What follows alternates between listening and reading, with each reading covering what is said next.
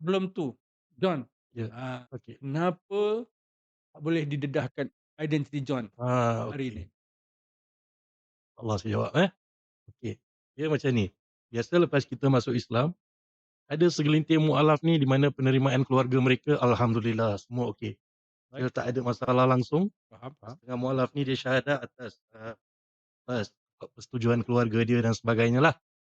Cuma kes saya ni dia berbeza sikit. Sebab, yang saya masuk Islam ni saya masih menerima penentangan sehingga hari ni.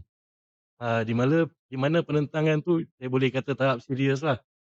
Di mana awal saya masuk Islam tu, pernah ditawarkan oleh keluarga saya sendiri, adalah kan tak nak cakap lah tawaran apa supaya Hmm. saya tinggalkan Islam dan Tawaran kembali, ni berbentuk positif ke negatif ni?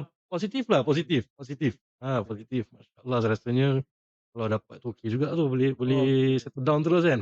Alright Ah, alright. Ni material punya ah, tawaran ah, tawaran materialistik, okey, duniawi lah kan orang kata tawaran tu. habuan dunia Ah, yang mengancam lah ni, sampai boleh settle down tu, okey. boleh boleh Banyak tu, insya-Allah. lumayan lah tu. Tawaran tu daripada ahli keluarga sendiri Alright jugalah alright kan. alright. Tapi bila tawaran tu, tak begitu berkesan, di mana saya tetap dengan, keputusan saya untuk kekal dalam Islam, Masa tu maknanya bukan tawaran sebelum masuk Islam, jangan sebelum masuk Islam tapi selepas, untuk keluar? untuk keluar. Okey Okey. okey okey Jadi okey. bila, tawaran tu tak berapa berkesan, Mhm. jadi, plan B, method B kalau bukan tawaran yang boleh menjinakkan kita lah, itu yang mengancam. Di mana mengancam secara fizikal, macam-macam lah, kita generalize ancaman tu lah kan.